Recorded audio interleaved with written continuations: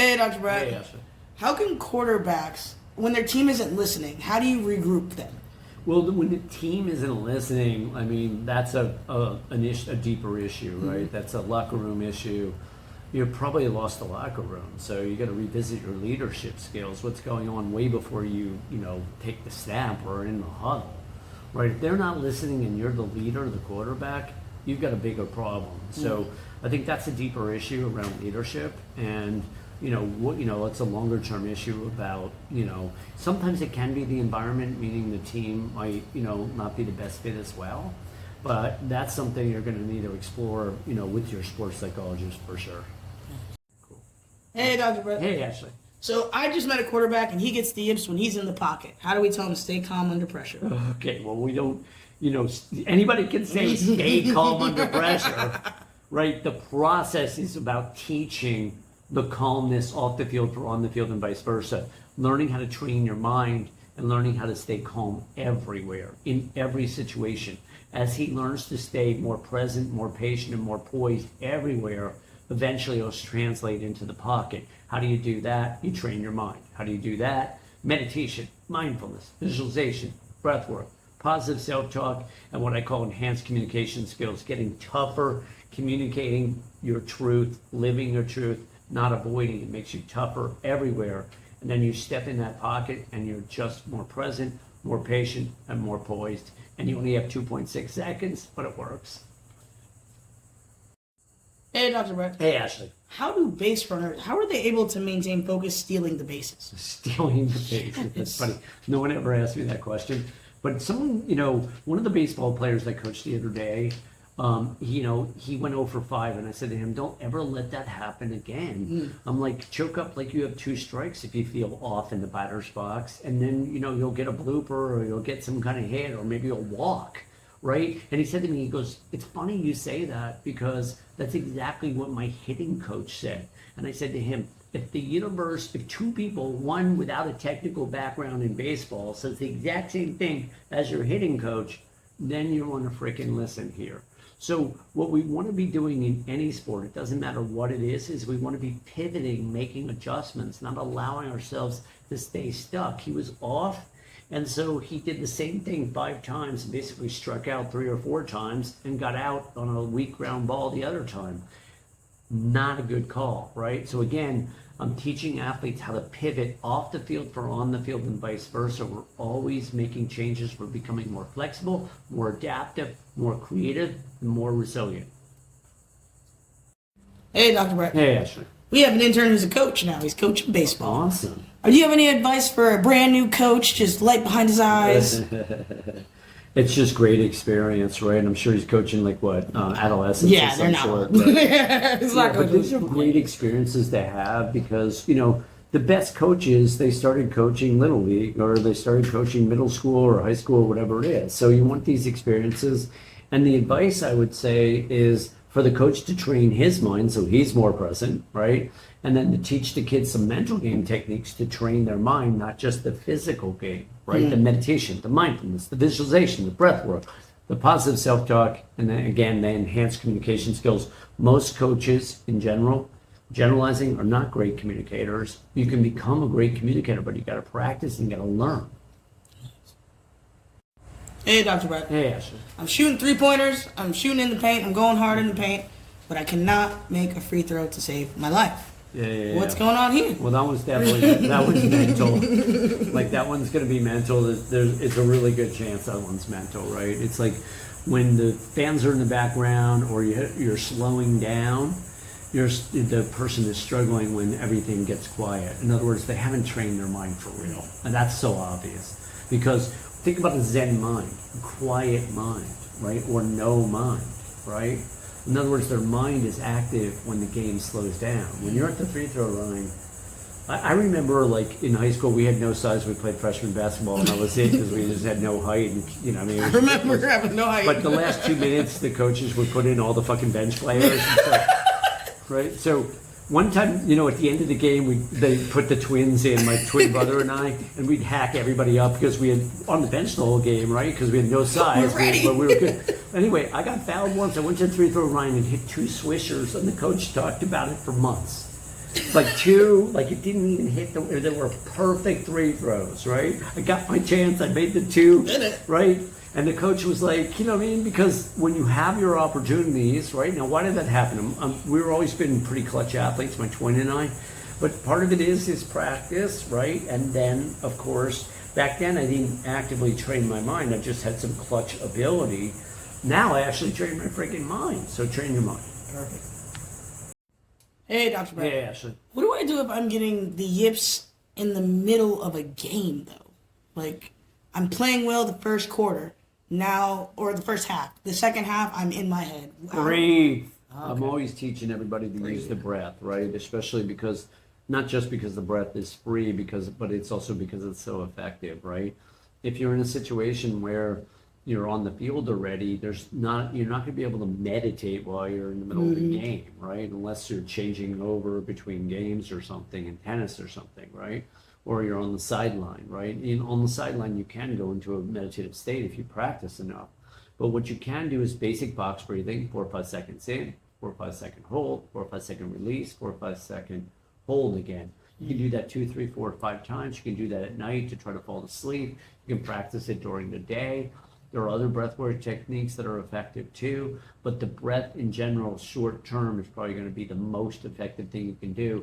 Observation skills are also powerful, bringing your focus into the moment, right? Observing the sky, the clouds, the fields, someone's face. The more you observe, the more present you become. You want to use the positive self-talk as well. Stay present, I got this, and so on. Hey, Dr. Brett. Hey, Ashley. So it looks like I'm playing well, but I mean, if you look at my stats, I have the yips. Oh, geez. How? Oh, boy. Yeah, because my team's still winning. So how do I explain that to my coach? Well, look, the coach is going to know something's wrong. The question is, what is the coach's capacity to, talk it through with you? And what is your capacity to talk it through with the coach? You're probably going to get benched and you're going to have to fight your way back. And that's a tricky thing, right? So the problem with the yips is you're going to get demoted, right? You might not go from major leagues to AAA, but, you might be on the bench for a little while, or you will get demoted from AAA to AA or whatever it is. So you're going to have to fight your way through it and fight your way back. Communication is going to be a piece of that, but hopefully the coaches will have some understanding as well. If they don't, you're going to need to get really tough about how you communicate.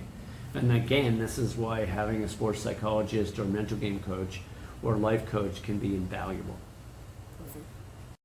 Hey, Dr. Brett. Yeah. So what I really meant was like when you join a new team and you're, they're kind of maybe bullying you a little bit and you're a little scared to practice tough.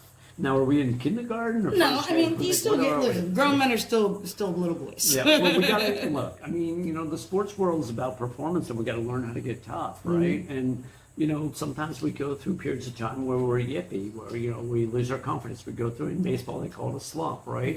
You go through slump periods of time, or you do get really yippy, you lose the strike zone or something. You're gonna need to work it through. Are there technical aspects of it? Sometimes. Sometimes, like my putting stroke might be too closed or something, whatever it is, and you need to make a little technical adjustment. That can go a long way. A lot of times, though, it's mental, emotional, spiritual.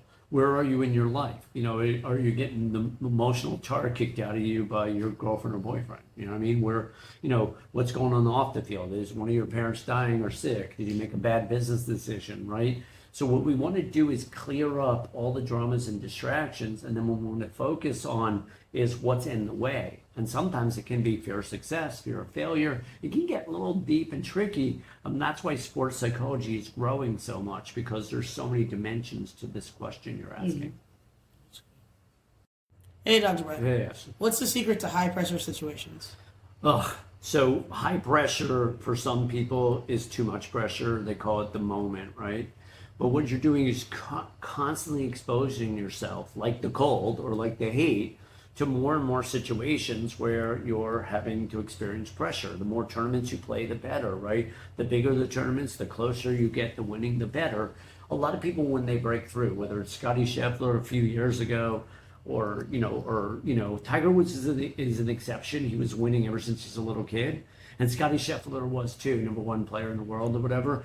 But a lot of times when they get to the PGA Tour or pro tennis circuit or whatever it is, they get close a number of times before they finally break through. So we're constantly exposing ourselves to more and more competition, more intense competition, and we're learning how to win, how to thrive under extreme pressure or duress. The Navy SEALs do this shit too, constant exposure. Hey, Dr. Brett. Hey, Ashley. Is there such thing as an unshakable confidence? Unshakable confidence. Yeah, when you're in the zone, you got a couple hours or whatever it is on a golf course, and then it's gonna go. I mean, there are times I have played all full rounds in the zone, but it's pretty rare. And there are golfers that shoot 59 or 60 or 61 or 62, and they're in the zone pretty much the whole time. So it can happen, but zones are something that flow states you come in and out of, and what you learn to do is manage the time in between. So you're not always going to be in the zone. When you are, you're picking up chicks. Love it. Hey, Dr. Brett. Hey, Ashley. So what are some strategies when you have to switch teams? How do you deal with the yips when you join a new team? Well, the yips in general are problematic wherever you are. You got to work them through. If you're joining a new team and you have the yips, I'm wondering why. Who's taking you? Like, that's a tricky one, right? Because the yips destroy your confidence, and you're probably being demoted, right? You're going from AAA to AA, or the majors back. One of the kids that I almost coached was in the majors. His parents, I talked to his parents, they loved me, but the agent nixed it. He went from the majors back to AAA because he had the yips. And I was pretty close to getting on the ground there. It would have been a lot of fun to help him work through it, but you got to work it through and then bring your way back and build your confidence back.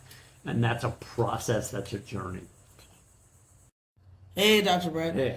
So what if I'm performing well on the outside, but I don't feel good on the inside? How does that work? How do I become good on the inside as well as the outside? Yeah, that's a fascinating question, and that's really a question that very few people have ever asked me, right? How do you, if you're actually doing well and you don't feel it, that's not uncommon because a lot of athletes, especially top athletes, are perfectionists, right? And so they don't give themselves permission while they're trying to make it at the highest levels to enjoy the process. And so that's really about journey and learning how to enjoy the journey and giving yourself permission to celebrate the victories and not just do what Urban Meyer types used to do, which is, they're dialing after they win a national championship. They can't relax or enjoy any of it. A lot of top athletes have that experience. It's so hard to make it that they can't enjoy it till the end of their careers.